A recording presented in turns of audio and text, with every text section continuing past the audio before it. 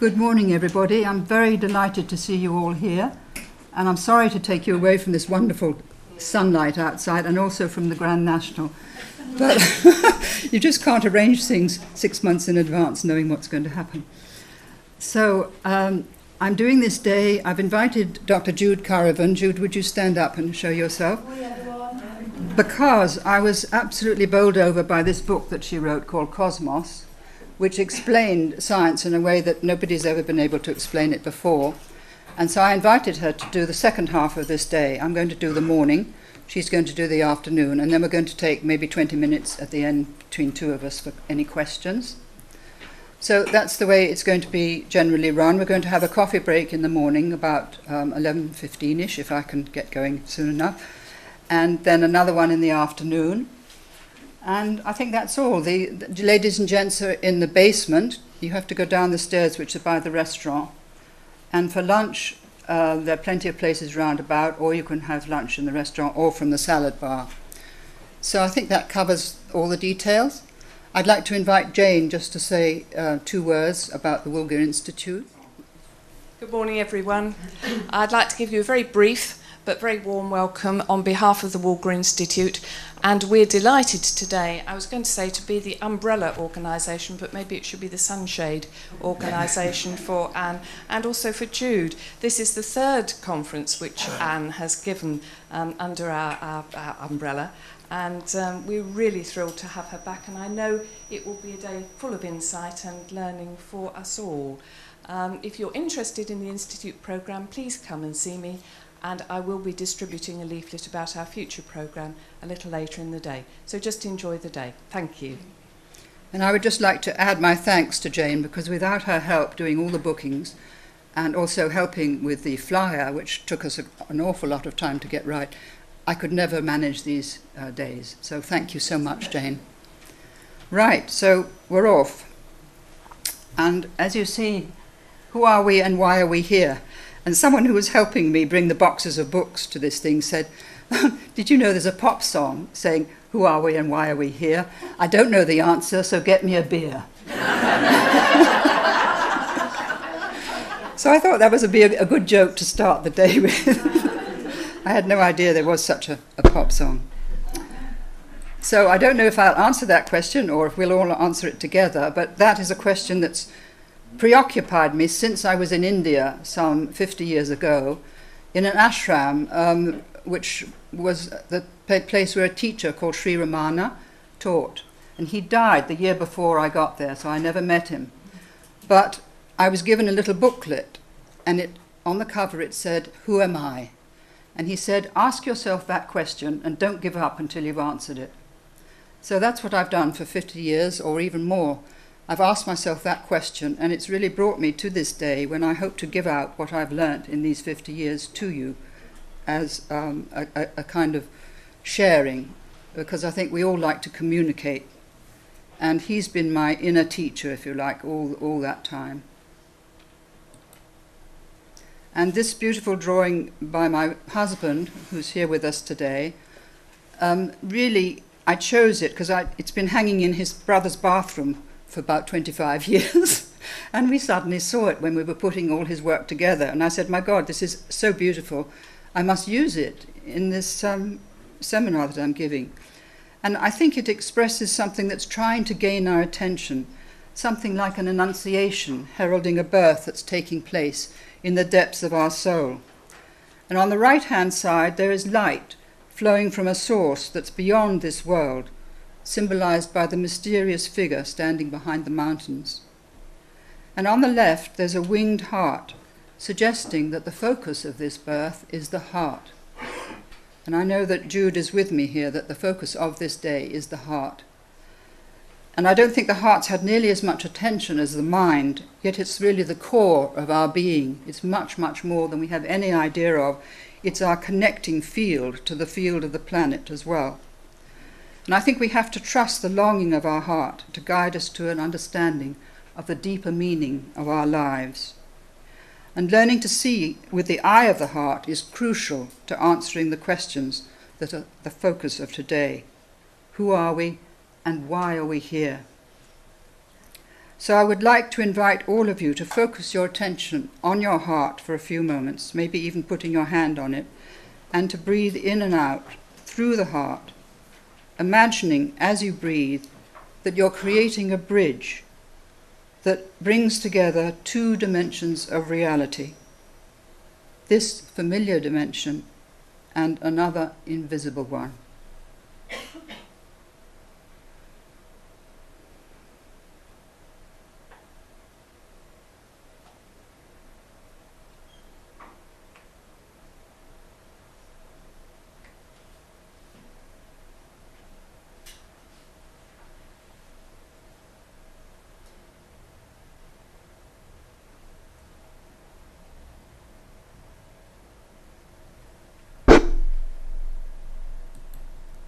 So perhaps later on you can remember that, just to reconnect with your heart. I watched a program last night about lambs and cattle being groomed for a show, and one of the ways of calming the cattle was to put a little stick and rub it under its tummy, just by its heart, and that calms the cow down. It was a wonderful image. It just stood there absolutely happy. So connecting with the heart is very important for animals as well as us. Now, this earlier drawing by Henry Moore from 1943 suggests to me that some revelation is at hand. The shrouded and bound figure has a feminine shape, like so many of his sculptures. The tiny group of people gathered round its foot are waiting for something to be unveiled. And I think that over the past 50 years, a gradual restoration of the feminine archetype has been taking place beneath the surface of our culture. Not only as the image of the goddess, but as a new perspective on life, something that's coming into being quite slowly. I think that we're awakening to our profound relationship with the planet, and beyond that, with the cosmos. And the great split between spirit and nature, which developed in Western civilization, is beginning, at last, to heal. I'm going to speak about that later. Because religion and science are both rooted in that split and completely unconscious of it, neither can adequately address the immense challenges that we face today. Something deeper has to come into being, and that something comes from every one of us, from the depth of our own heart, from the depth of our own quest, really, to answer our questions. So in this wonderful butterfly crop circle, which appeared in the Netherlands about, I think, a year and a half ago, I thought I would just bring it as a symbol of this transformation that's taking place. And at the same time as Henry Moore drew that drawing, Christopher Fry wrote these words in a play called A Sleep of Prisoners. The human heart can go the lengths of God. Dark and cold we may be, but this is no winter now. The frozen misery of centuries breaks, cracks, begins to move. The thunder is the thunder of the flows, the thaw, the upstart spring. Thank God our time is now, when wrong comes up to face us everywhere. Never to leave us till we take the longest stride of soul men ever took. Affairs are now soul size. The enterprise is exploration into God. Where are you making for? It takes so many thousand years to wake, but will you wake for pity's sake? Such a wonderful poem. So I think today, and Jude would agree with me, I think there's a longing for a new way of living and relating to each other and to the universe. And this longing is causing the breakdown of old systems, of old institutions, oppressive political systems and social customs, old concepts about nature and our own human nature. But beyond these, the longing erupting from the core of our being is urging us to break through the veil that separates our consciousness from the consciousness of the universe. The old idea that we are separate from God is breaking, cracking, beginning to move. And the regenerative spring within us is urging us to take the longest stride of soul we've ever taken into the heart of God. It's a time of immense potential for change, but also great danger. Everything depends on whether we can assist the process of death and regeneration that's taking place within ourselves and our culture. For the first time in our history, I think, although possibly people have thought this before many times, we've reached a point where we have enough consciousness to choose between dying out as a species or awakening as participants in a living universe that has an evolutionary agenda which includes us. Another painting by my husband of this breaking through feeling. And I think the impulsion towards change and renewal is announcing something epic in its implications. The terrifying tsunami in Japan. By the way, Jude was in Tokyo during the earthquake on the 10th floor, weren't you, Jude? And anyway, she's here with us, thank goodness. I think this whole Japanese terrifying experience, but also the passionate desire for freedom that's running through the entire Middle East, are both symptoms of it, because it involves a death as well as a rebirth. And that pregnant date, December 21st, 2012, has become a kind of cut-off point, marking the end of an old era, even to some people, the end of our world. But Jude and I both think it's a new beginning, or the possibility of a new beginning. There are fears of imminent global catastrophe, yet the word catastrophe in its original Greek sense meant turning around. Perhaps as a species we're being asked to turn around in another direction, one which will lead us into a new understanding of our role on this planet. Now I'm going to go into the historical aspect of this morning, because we have to look at the image of God that we've inherited from the past. It's quite difficult to find images of God because in Judaism and Islam they were not allowed to make images, and there are not all that many in Christianity either. Many were destroyed at the time of the Reformation. And anyway, I've chosen this to kind of give us the image of what we've inherited from our Christian past. It's important to say that we have an image or a concept of God, but we can't say that we have real knowledge of God, because that is really beyond our capacity. We cannot know what God is. It's too huge. It's utterly beyond our possibilities, if you like. So one has to remember that, and I think with Richard Dawkins he's attacked the whole concept of God, but he doesn't realize it's an image, and that images can change. So he can't get rid of God, but he's getting rid of the image. And I think we formulated an image of God as a transcendent creator who is separate from his creation. In the Old Testament we find a God who is judgmental and punishing, and who jealously guards his primacy over all other gods. We have God as Father, but never as Mother. In Christianity, we have a God who loved us enough to send his only Son to redeem us from our sins, and whose sacrificial death is believed to have accomplished that redemption. In Islam, God is proclaimed as merciful and compassionate, but again we have a father image and no mother image. Certain fixed concepts and beliefs have been portrayed and accepted as revealed truths for a very long time by these patriarchal cultures. Today, in a secular culture, it's generally believed that God is dead. Ever since Nietzsche said, "Have you not heard that God is dead?" There's been a gradual dying, if you like, of the old image of God for a secular culture. But it may not be God who has died, but rather the image we had of him, an image that was constructed at a specific historical time, according to the understanding of people at that time. Understanding changes, thank goodness. This monotheistic image has lasted over 2,000 years, but is now in need, in my view, of renewal. And God may depend on us for release from his imprisonment in the structure of our beliefs. We've kind of put him in a box or a pot, like a gardening metaphor.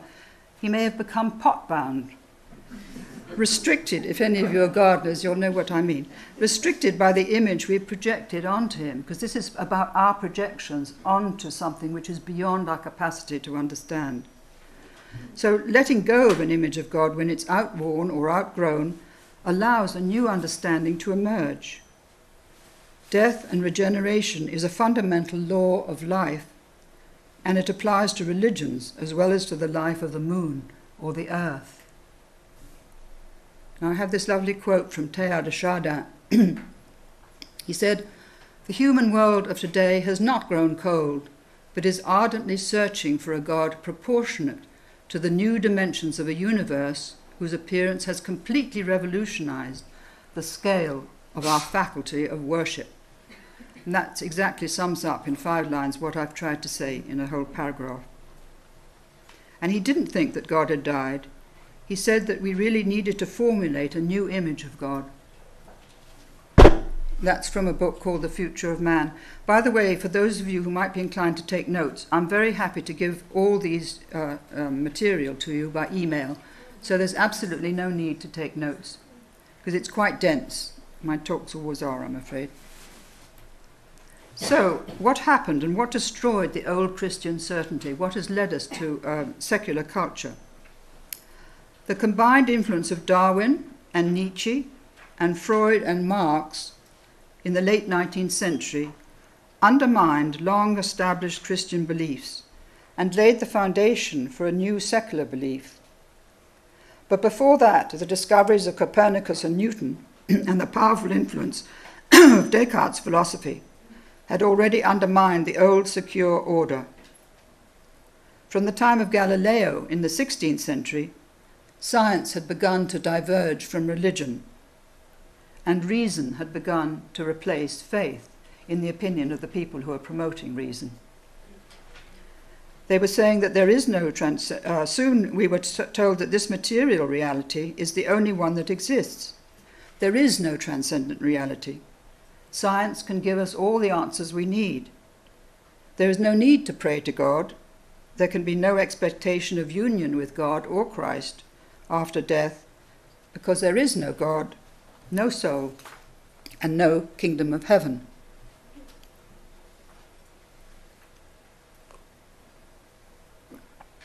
Death brings the extinction of consciousness. Matthew Arnold noted the long withdrawing roar of the tide of Christianity. And in 1963, Sir Julian Huxley wrote, "Today, the God hypothesis has ceased to be scientifically tenable, has lost its explanatory value, and is becoming a burden to our thought. It no longer convinces or comforts, and its abandonment often brings a deep sense of relief." Now that sums up the secular position very clearly. So a huge vacuum has been left by the waning power of the dominant archetype. There's a great hole left for people who are not sure whether they still believe or whether they don't believe, whether they accept a secular culture. And into that gap or that vacuum poured the secular ideologies of communism and Nazism that ravaged the world in the 20th century. Because people have to have an ideology. They can't live without some belief. So if you have a waning of the dominant archetype, which has presided over civilization for nearly 3,000 years, you're going to get an empty hole, which is going to be filled by new ideologies. And that is one of the dangers of this present time. There's plenty of people around who are promoting these new ideologies, including Osama bin Laden, for instance. So there's a follower of Jung called Edward Edinger, who wrote a book called The Creation of Consciousness, Jung's Myth for Modern Man, and he summed up the effects of the breakdown of Christianity in that book. And he said, "The breakdown of a central myth is like the shattering of a vessel that contains a precious essence. The fluid is spilled and drains away, soaked up by the surrounding undifferentiated matter. Meaning is lost, and in its place primitive and atavistic contents are reactivated."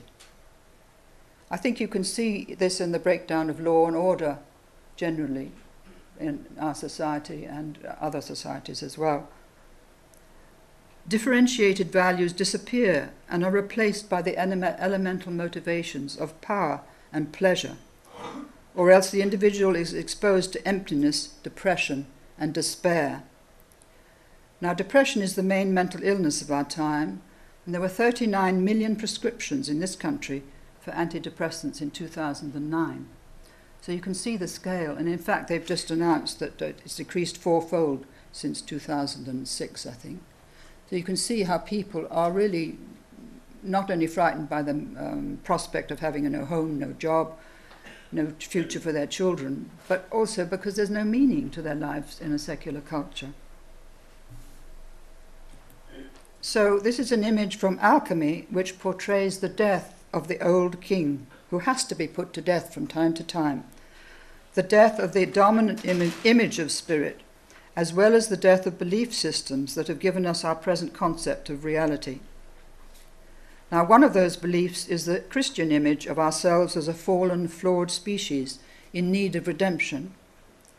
And another is the belief of reductionist science that we live in an inanimate universe which is without consciousness, meaning, or purpose. And that we're here because of a series of random events which gave rise to the cosmos and ultimately to ourselves.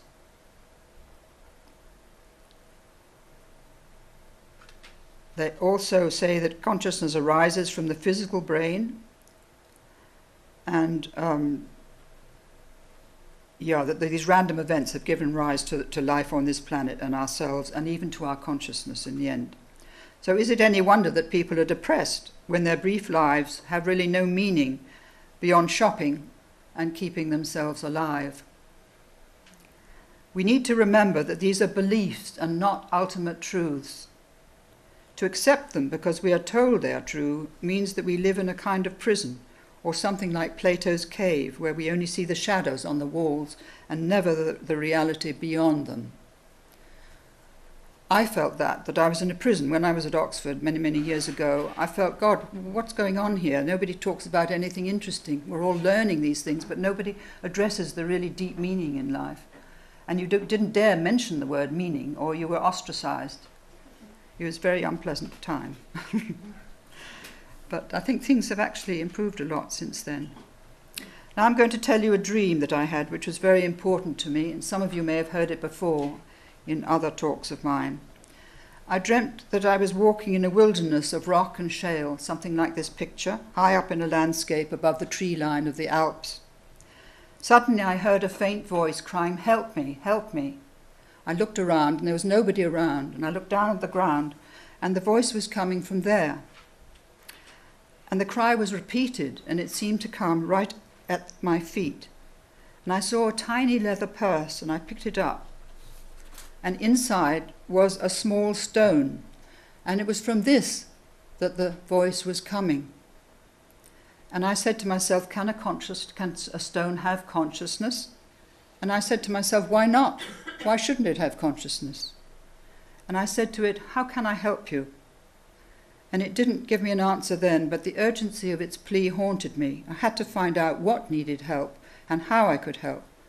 And finally I understood that what needed help was the consciousness that is present in the densest aspect of matter, that we have been told has no consciousness or life, a lost aspect of God or spirit that has not been recognized as spirit, and something that's asking to be rescued from a state of exile that's been created by our ignorance. And years after this dream, I found this wonderful passage in a translation from a Kabbalist called Moses Cordovero, who lived in the 16th century. And he said, "The essence of divinity is found in every single thing. Nothing but it exists. Do not attribute duality to God. Let God be solely God. Do not say this is a stone and not God. God forbid. Rather, all existence is God, and the stone is a thing pervaded by divinity." So there I had my answer many, many years after I'd had that dream.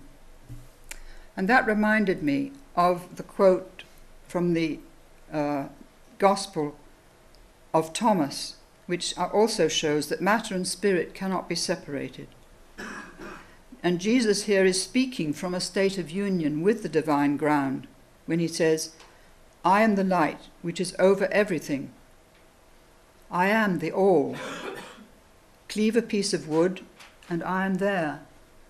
Lift up the stone and you will find me there. So those two quotations really have everything that I'm trying to convey to you today, that we've had a mistaken or incomplete idea of God for 2,000 years or more, and that it never included matter or nature. God created nature, but he wasn't present within it. So once again, as in the early centuries of the Christian era, it seems to me as if the old bottles cannot hold the new wine. As Jesus pointed out 2,000 years ago, bottles become worn out and have to be replaced. Neither do men put new wine into old bottles, else the bottles break, and the wine runneth out, and the bottles perish. But if they put new wine into new bottles, both are preserved. As the new understanding, the new wine comes into being, we have to hold the tension between the old and the new, not throwing out the old as something irrelevant or redundant, but making a bridge, really, keeping a bridge with the old as the new comes into being. And it must have been like this 2,000 years ago when the disciples of Christ tried to assimilate what he was telling them, something so utterly different from anything that they'd heard before, which didn't fit into the religious belief system of that time, or the values that governed the world then. And although many of us call ourselves Christians or followers of Christ now, I don't think his values have really touched the beliefs that currently govern our world. I don't think they've begun to touch them. They've gone, as somebody I've said who I'm going to introduce to you later, she said it's gone 4 or 5 degrees over our heads. We just haven't grasped the meaning of it yet. So now I'm just going to go back into a kind of reverie, because I think that from the first stirrings of conscious awareness, we've sought relationship with the cosmos. I think this is our deepest instinct. Gazing in wonder at the stars, naming the constellations, minutely charting the rising and setting of the moon and the sun, imagining the divine intelligence that has created the beauty, marvel, and terror of the earth, and longing to communicate with that intelligence, we have created many sacred images to draw us closer to the mystery. These images have been hugely influential in providing a focus for the evolution of human consciousness, and therefore in assisting its development in us. The transcendent image attracts us to itself, giving us an Archimedean point beyond ourselves to which we can grow, and to which, though still ignorant of the reason for our presence on this planet, we could relate. They've acted like a magnet for our soul. From time to time and from culture to culture, the image of the transcendent has changed, from the great mother of the Neolithic era to the many gods and goddesses of the Bronze Age, and then to the monotheistic God of the 3 patriarchal religions. Sometimes it may disappear altogether, rather like the moon disappears in its dark phase. And I think we've been passing through a dark phase for some time now, but there are signs, very exciting signs, especially reading Jude's book, of the emergence in science of a very different image of the intelligence that is at the heart of cosmic life and our own lives. And I think the dawning of this new image, or this new awakening, began in about 1968 to 9 with the first miraculous view of our planet from the moon. I remember it as that, as an extraordinary experience in my own life. And the great mythologist Joseph Campbell remarked at that time, "We are at this moment participating in one of the very greatest leaps of the human spirit to a knowledge not only of outside nature, but also of our own deep inward mystery." And since that time, we've been witness to the astounding discoveries made by Hubble about the stupendous extent and size of our universe, its 100 billion galaxies, each with over 100 billion stars. Our sun is but one of an estimated 140 billion suns in our galaxy alone. It just doesn't bear thinking about all this. It's just so huge. All this is extraordinary, and for some people, even myself at times when I watch these programs with Brian Cox, my pin-up boy, he's absolutely overwhelmed with the wonder of it all. But also, it is terrifying because we feel ourselves to be just tiny specks in this cosmic immensity. Yet, as another cosmologist has said, in every cell of our bodies, as well as every star, every galaxy, each one of these is the place where the universe is continuously flowing into existence. It's not beginning here and then ending there. It's continually flowing into being from a deeper ground. And we are part of that flowing. This is what's so exciting. And to me, this is a revelation. This is the new revelation. One of the astonishing things is that our consciousness is the lens through which we are discovering the cosmos, but it's also the means through which the cosmos is becoming aware of itself on this planet. I think that's exciting.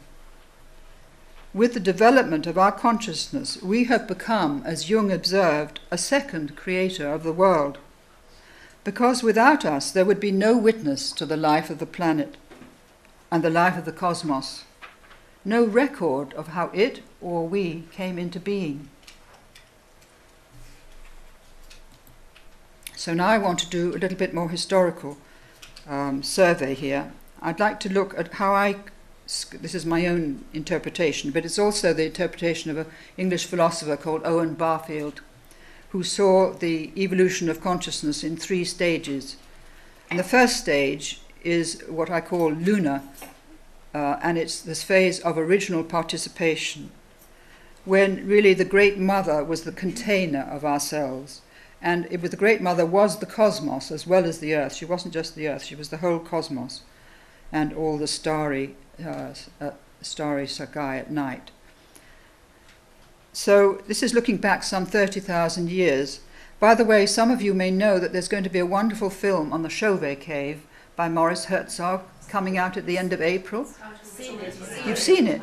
Oh, I don't know how you managed that, but I'll ask you afterwards, because that's so exciting. I heard about that cave when it came out, and I've got the book on it. And 32,000 BC, that's 12,000 years older, or 20,000 years older than Lascaux. There were these extraordinary things. Anyway, that's why I put it back to 30,000 years. And I'm going to explore the reasons why we lost the awareness that spirit is present in matter, and that an invisible dimension of reality interacts with this one. So that the first phase is when we experienced ourselves as participating in the life of the earth and the cosmos. We were part of it. We weren't separate from it. It's about shamanic consciousness, which still survives in the indigenous cultures of the world. The second phase, the solar phase, is about separation, when the rational mind or the conscious mind began to develop, and we drew away from the matrix of nature and from the matrix of instinct within our own psyche. Very important to remember these two things are related.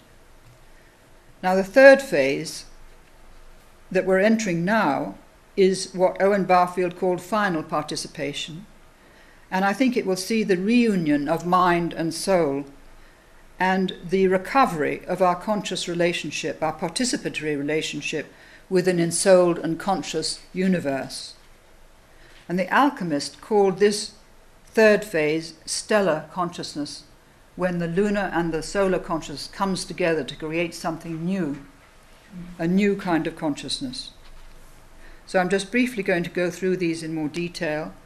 This is the Great Mother phase, where the self, the sense of self, was contained within a greater whole, and one felt oneself to be really part of that.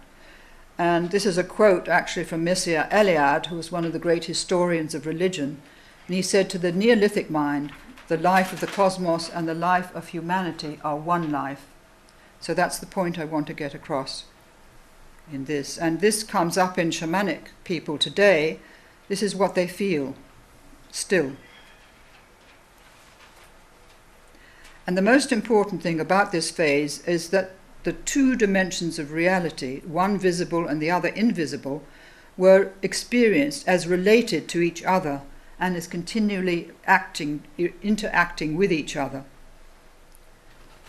It's not that there was only this world. They sensed an invisible world, and they had experience, the shamans had experience of that invisible world. I'm just going to go a bit deeper into that. Because what they felt was that just as the stars emerged every night from the darkness of the night sky, so the visible universe was born from the dark mystery of the invisible. They sensed that the sky really was the image of the invisible. And a vast concept took form of the universe as a living being, as I said, in the likeness of a great mother. So everything was infused with divinity, because each and all were part of a living, breathing, connecting web of life. I heard one of the indigenous people speak on YouTube the other night, and he said, the air was sacred. The air is sacred to us today. The water is sacred to us today. So this is a shamanic consciousness which has a continuity of God knows how many thousand years, maybe 30,000 years. This sense that everything is related, everything is our brother, everything is sacred. The hidden dimension of spirit was present in every atom of the manifest world, and people felt that they lived within a sacred order. So I hope I've really got that point across. This marvelous statue of Artemis of Ephesus, which is in the museum in Naples, dating to about 400 BC, gives us a glimpse of how people still at that time sensed this sacred order. It was carried in the image of the goddess. Her statue, as it were, contained not only the great lunar crescent on her breast, but a circle of tiny acorns beneath it, which you may not be able to see very clearly. That just above the crescent are hundreds of little acorns. And on her body are different animals, including bees, and also angelic beings and the priestesses of her temple. So here we have an amazingly complete statement of the unity of the great web of life. It's still carried in the image of the goddess, but it's about to fade, because with the destruction of the pagan temples and the eradication of animism, or the presence of spirits in the world, this sense of the unity of life was lost. That came around the completion with Justinian around the 5th century AD, 5th, 6th century AD. And so that was the end, but the goddess had lasted really until then. Now in the second phase, am I going at about the right pace for you to absorb and assimilate? The second phase, which I think begins around 2500 BC, certainly in the Middle East it begins then, but obviously in different parts of the world it will have been different.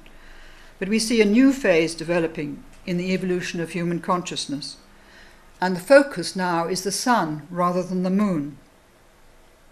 And as this process develops, solar mythology begins to displace lunar mythology. Solar mythology has a linear theme, not a regenerating theme. It doesn't die and be reborn, although the sun dies and reborn every day. But you have the beginning of a linear process, a big bang at the beginning and a big bang at the end, possibly. And that starts with this solar mythology and a kind of linear, literal and objective way of thinking. And this slowly replaces the older participatory way of knowing.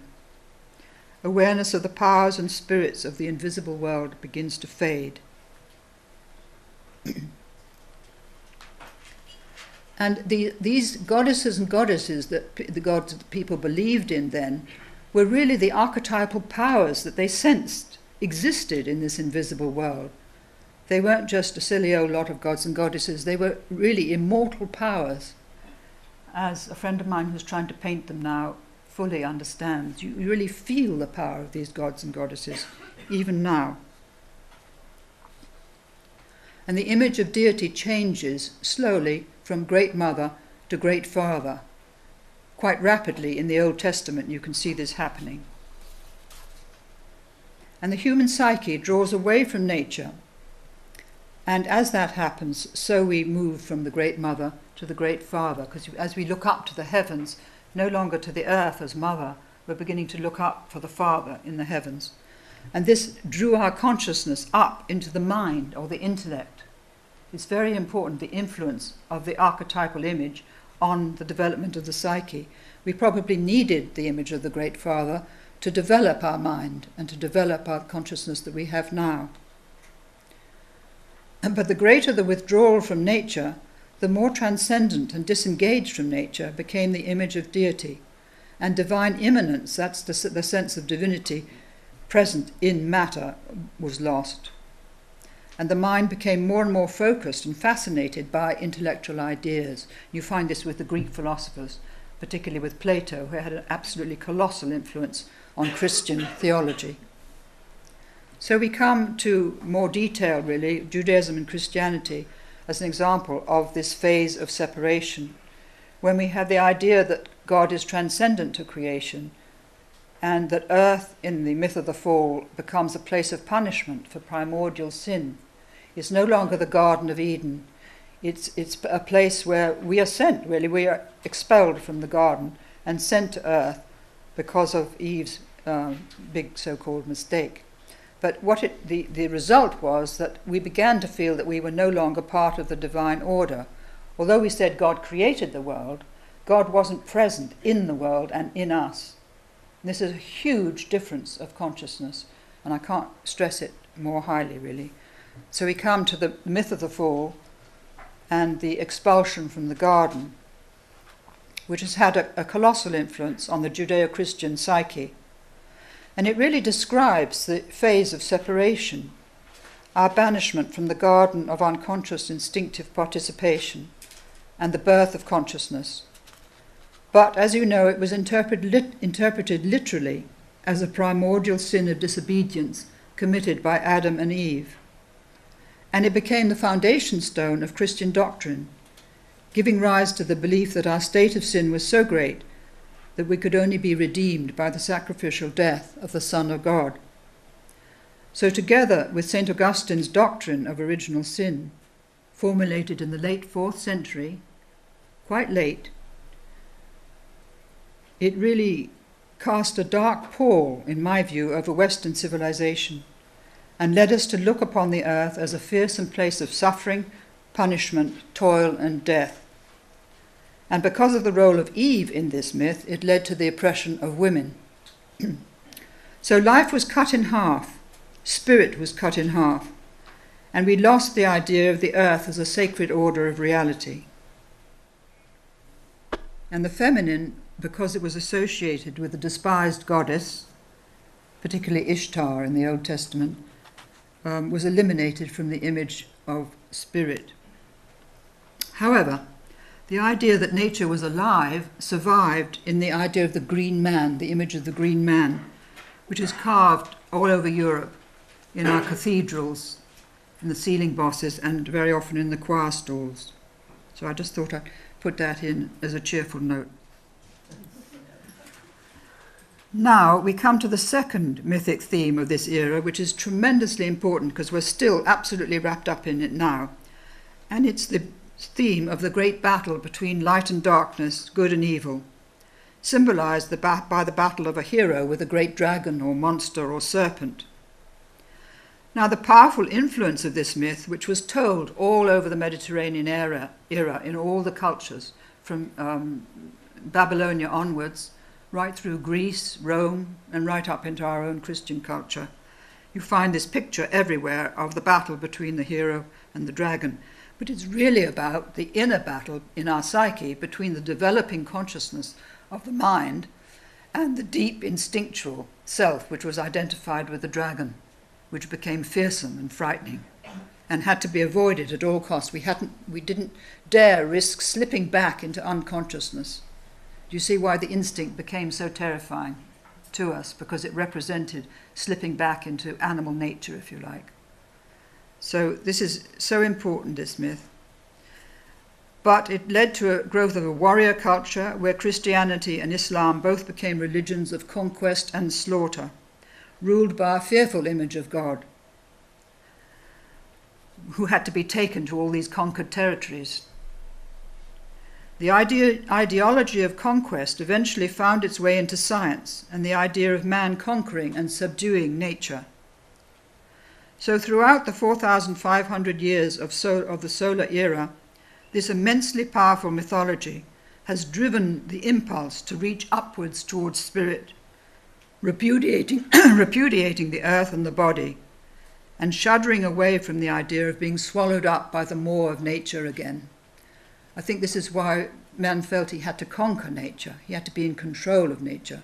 And of course, out of that have come the most extraordinary discoveries, which have greatly improved our life on Earth, giving us electricity, running water, homes, comfortable homes to live in. I mean, it's been extraordinary in the last 100 years or so, what a change there has been.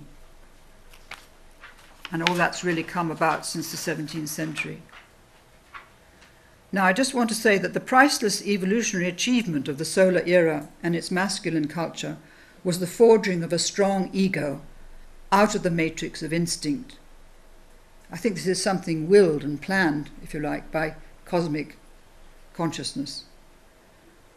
It's seen the development of the conscious rational mind, and this phase also saw, most importantly, the emergence of the individual from the group, from the tribe, from the clan, which has still not taken place all over the world today. It saw the rapid expansion of our ability to create the most wonderful artifacts. But in the sphere of religion and politics, we see an expansion of the drive for power and the desire for control over others, expressed in territorial and religious conquest. Territorial conquest was undertaken in order to bring the God of the Christians or the God of Islam to the conquered people. And that, I think, has been, a terrible bloody phase, if you like, started with the Crusades and long before. But it's really, if we have a karma, that's where the negative karma has come from as a Christian, Christian belief, as it were. In Jung's view, this desire for power has its origin in the breakdown of the relationship between two aspects of our psyche, two aspects of our inner life, between our conscious, rational mind and the deep matrix of our soul, which includes our heart, really. Can you imagine what it was like to live in all these centuries of conquest when you never knew? I mean, it's like Libya today. You never knew if you would be killed, slaughtered, tortured, you lose your children, your wife, your husband. I mean, it was a dreadful time. So the instinct was traumatized during this period. And it still is traumatized. That has not been healed. So I've summarized, as briefly as I can, the effects of this inner dissociation in the next picture. The feminine archetype that's associated with nature is split off from spirit. Nature and the earth are no longer sacred. Woman is identified with nature because she's closer because of her bodily experience of giving birth and all the messiness that was associated with blood and birth and guts and everything. She was associated with nature. And because of the myth of Eve and everything that came from it, the body became despised and feared. The body was the root of sin. Sexual intercourse was how sin was transmitted from generation to generation. A child, if it wasn't baptized before it died, went to limbo. It was in a state of sin. These are dreadful concepts, and some of them are still with us. And nature and woman became subject to man together, like a package, if you like, that nature and women belonged together. Both needed to be kept down, and certainly not given access to any power of any kind, access to education, access to politics or science or medicine or anything really. And think of all the witches that were killed, burnt at the stake. They were the ones who held the tradition of herbal medicine and were passing it on from generation to generation. But over 1 million of them were killed. So being a woman wasn't a very good idea, really. It was you couldn't speak out and speak up. I would have been absolutely wiped out by now, many times over. But anyway, this is a phase, thank God, we've been through and we're getting to the end of. But the emancipation of women started with suffragettes, as you know, at the beginning of the 20th century. But it was a big struggle. They were threatened with death and everything by wanting to have the vote. So that is the summary. And the result of all this is that we have a split within us between the conscious mind and the deep matrix of the soul. So we have a one-eyed consciousness. We aren't really acting from our heart as well as our head. We're not complete. We're not balanced. The conquest of nature and the pursuit of limitless industrial growth and scientific progress has become a goal which is drawing in the whole of humanity now, because everybody wants to have better standards of living, quite naturally. But at the same time, we have a colossal population, coming up to 7 billion this year. So a dissociated mind has created a dissociated technology which treats the earth as a resource to be plundered rather than a sacred entity of which we are a part. A resource to be plundered. And that's exactly how we go about it, how the Chinese are going about plundering Africa, how we are still plundering all sorts of places in the Arctic, digging up the oil that we can find wherever we want. And, you know, there's a total unconsciousness of what we are doing and the way we are doing it. Sound rather grumpy. So we carry in our nature both the capacity for the divine and the demonic.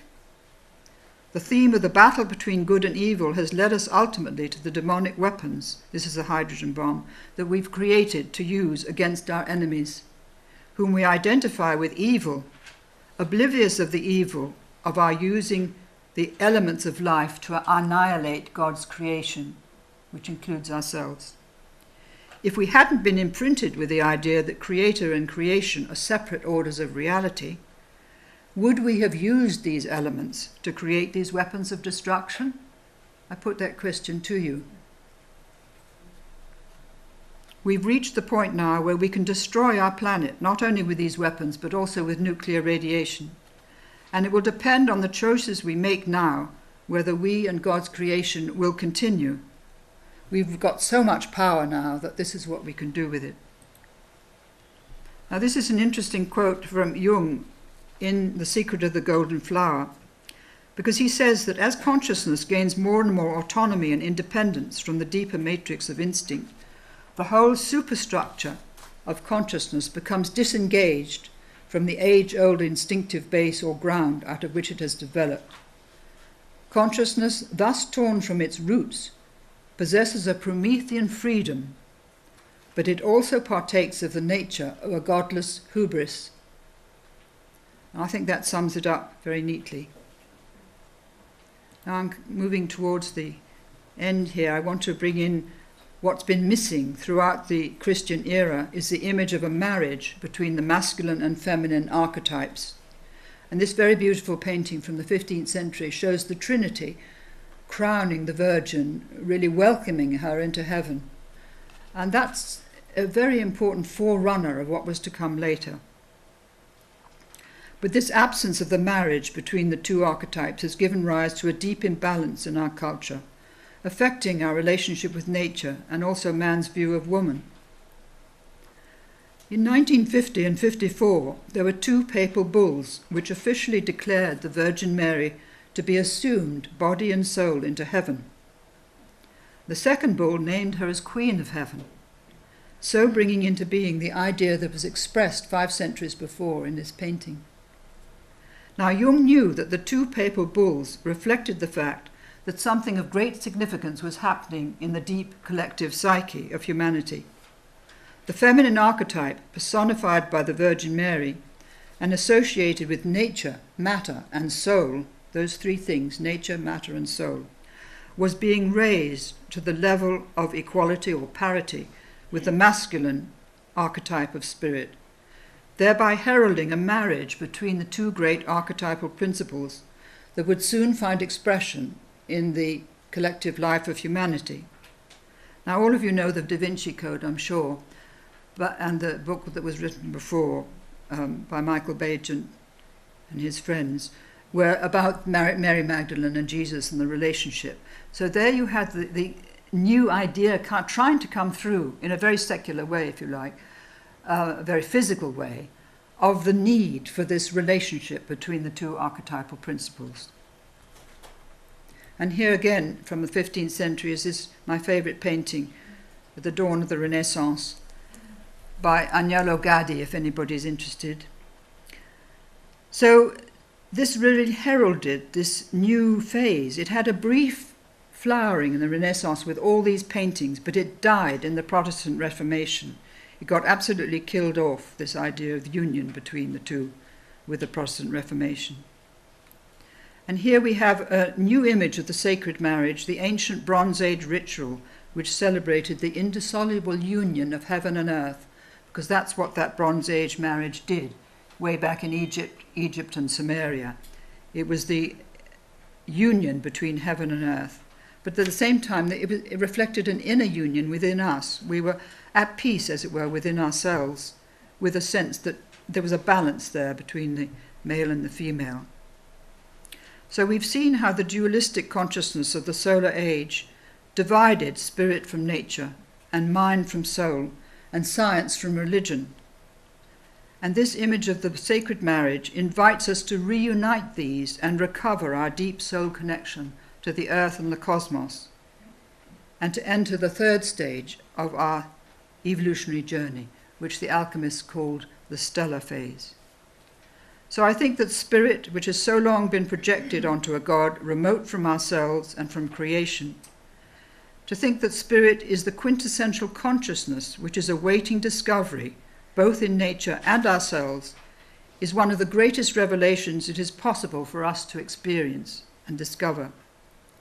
And the other revelation, no less overwhelming, is that as the alchemists realize, we have the extraordinary responsibility of helping spirit to achieve its evolutionary goal on this planet, to become co-creators with spirit.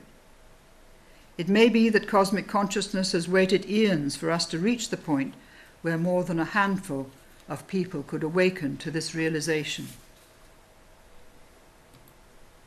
So a new story is emerging now that is a synthesis of ancient wisdom traditions and new discoveries in science, and it potentially changes everything.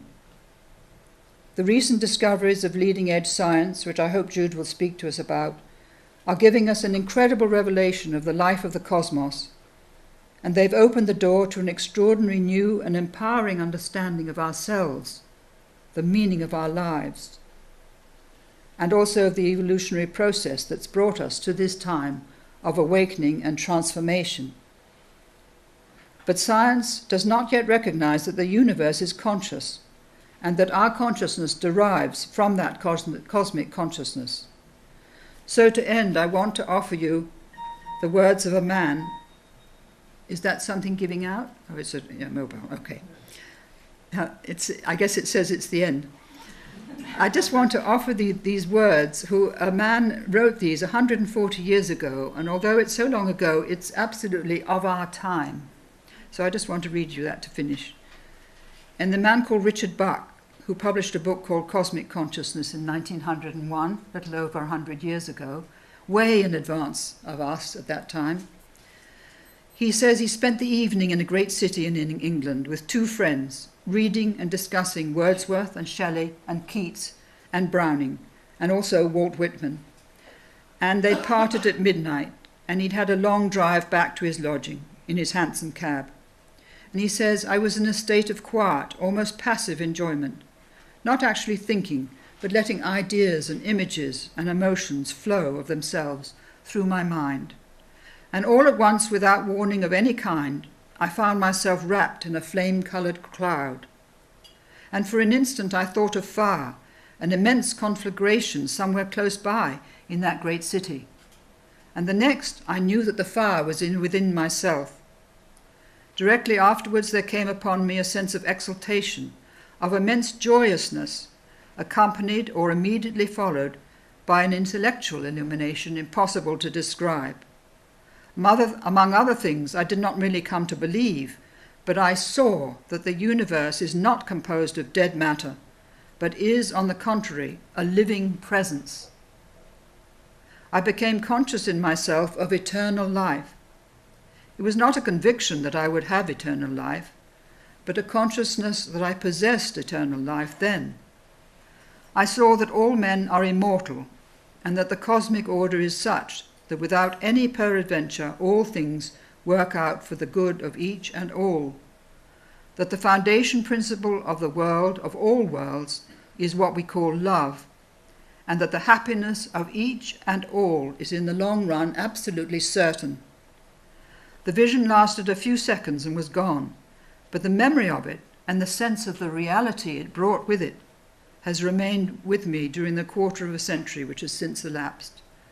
I knew that what that vision showed me was true. I had attained a point of view from which I saw that it must be true. And that view, that conviction, my consciousness has never lost, even in the moments of deepest depression, because it was a big come down after that. So I'm ending this first session there. And Richard Buck, and Cosmic Consciousness was the name of the book. And it's been a great help to me. I want to give you a mixture in this thing of experience, other people's experience, because unfortunately I haven't had that one myself, but also this historical knowledge which gives a background to this new image of spirit which is coming into being, in my view. Okay, so actually we've got time for some questions, if anybody would like to ask any. Do you think there was a gradual evolution from phase 1 to phase 2? Yes. And yes. Yes. And so it's overlapping. So yeah, okay. And so phase 2 grew out of phase 1, so also probably simultaneously there were people living who were yes, still I think in phase what 1. happened in the Middle East was that there was a huge change around 2300 BC. There were tribes that came in from the Arabian desert, tribes that came down from the Russian steppes, tribes that moved in from the Mediterranean era into the Middle East, and they brought a totally different cosmology with them.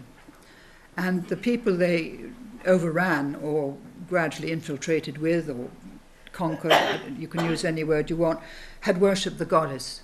So there was a clash of ideologies, if you like, one goddess worshipping and one bringing in gods from the Russian steppes and things. And as these two mixed together, so you got the continuation of the older, really, even to the present day, the peasants of Europe still live with that. But at the same time, you have cities being built, you have people moving into huge cities, you have armies growing, and you then have a break with the countryside, as it were, with nature. And you have these armies going out to conquer new territories. And with that comes the dominance of the intellectual elite, the priesthood, the kings of that time, starting with a man called Sargon of Akkad, who ruled over a huge area stretching to the Mediterranean, right to the Persian Gulf. So you had all this going on. And out of that, then later you had the Greeks, and you had the Dorian invasions in Greece as well. So you always had this mixture of new invasions coming in and the older underneath. But it caused a split because gradually you had the city people coming in with more development of the intellect. So I think that covers it. Okay? Didn't it happen with us in Northern Europe as well, Iceland and... Yes, and then Normans coming into England overrunning the Saxon thing which was beneath it, and then the older Celtic culture. It was happening everywhere, yes, it did. Sorry. Question at the back. And thank you for a lovely talk. My question is, you quoted, thank God this time is now when wrong comes up to face us, etc. Do you think that the fact that so much of our past wrong is coming up and that the world is becoming more transparent, like we're now seeing what we did to the Mau Mau, all the evil that's sort of happening in Africa, we're seeing the sort of horrendousness of these dictators in the Arab countries for what they are. Do you think that this wrong is coming up now because the sort of psyche of Gaia is sort of regurgitating what's been sort of held down so that we're going to be able to do something? Yes, I do, because for the first time we can see it all on television, for one thing. The world is becoming more transparent. Yeah, and we feel what other people are suffering. We feel what the Libyans are going through. We feel what the Japanese went through. We're much more open, really, to our feeling. And it's awakening a deeper dimension of heart, isn't it? I think it is, and it may be Gaia's heart is awakening through us, or our heart is awakening through Gaia. I don't know, but certainly also the influence of Pluto in the astrological sense is bringing up all the buried nastiness, really, is bringing it up to the surface so it can be seen. And not apologised for, like David Cameron is apologising for what we did in Kashmir, but it's really acknowledging that things were wrong that must not happen in the future. I think it's that too, don't you? Yes, so our challenge is, are we going to be able to recycle this vast amount of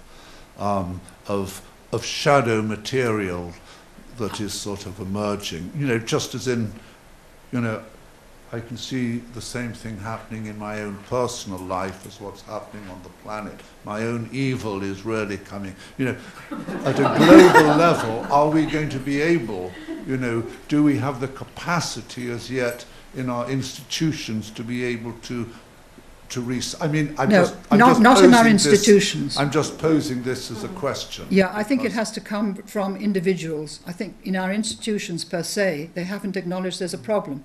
So I think that it has to come from all of us in our own personal lives. We do as much as we can. We can't carry the whole lot. It'd be too much. And unless we have another Redeemer, a second Redeemer, you know, it's going to have to depend on us. And we become our own Redeemers, I think. And we do as much as we can by acknowledging what was wrong and not repeating it. And, you know, just a last sort of comment, if I may, it does feel as if that there is a rise of freedom in the world that we're seeing happen in the Arab countries, into which this that there's a new space which may herald the decline of terrorism and sort of a fascist way of looking at the world, which have only come in, as you said earlier, Anne, because of you know, what sort of Nietzsche and Freud did. And so sort of maybe the sort of terroristic impulse is going to diminish as sort of people begin to embrace freedom and no longer want to be kind of, you know, held down by a culture of sort of death and barbarity. And yeah, well, one can only hope so. But I was also thinking something, as you said, I've now sort of lost it, something to do with, as we heal ourselves, there will be less need for terrorism. Yes, that was what it was, because terrorism, in a Jungian sense, is really the expression of everything that has been shut out in our culture. It's a phenomenon that has arisen because of this split between spirit and nature and all the wrong beliefs and wrong things. So as our beliefs change, and of course the people in the Middle East, they see freedom in our societies. We may not have a perfect democracy, but we do have democracy. And they see that, and they want it for themselves. They don't want these father figures all the time telling them what to do and killing them when they don't obey. And that comes from the God of the Old Testament, really, the punishing, fearful God. So I think as all this changes, I don't know whether it will be quick or whether it will be 500 years, 1,000 years, I don't know. One more question. Oh, we got two questions. Okay, very quick ones. Do you think it's possible for the kind of new spirituality to be absorbed or to be kind of integrated with the Anglican Church, with traditional Christianity, or has it got to actually find a new home? I don't know. Open question, because I just don't know how much the Anglican Church will assimilate. It's already got huge struggles and problems, and it's very much embedded in its own institutionalization, if you like. So to take in new things, it could, if Archbishop of Canterbury is a very brilliant man, he has a big heart, he might open to this. I don't know. And one last question over here. And regarding your comments about how disappointed you were when you were at Oxford, a friend of mine, our contemporary, say, when she was 18, I'm not sure if it was Oxford she went to, but she went to study philosophy, and the philosopher Flew was there, and she was so full of enthusiasm with what she thought it would do for her, develop her spirituality. And in the 3 years she was there, because Flew was an atheist, he absolutely killed the spirit within her. And this has affected her whole life. But about 5 years ago, she read something in the paper that Flew had some sort of conversion. Yeah. And she wrote him a letter. In fact, she asked me to look at it before she sent it, criticising him or pointing out that although he might not remember her, the effect that he had on her and on her life. Well, she just got a very disappointing answer, but I just thought it was relevant to you. Yes, thank you. Well, in my day it was called logical positivism. That was the philosophy. I just wanted to mention the book The Fall by Steve Taylor. Yes. Is an excellent book that you can get to grips with when the split came between the ego mind and the intuitive mind, and takes you through the whole process. It's a wonderful book. It's a very good book. And he says that famine was one of the reasons that this all happened, that people came in from different areas because they were starving. And that made big changes. So I think we really must stop there. It's about 1:15, and we'll break for half an hour, plenty of time to talk and have coffee.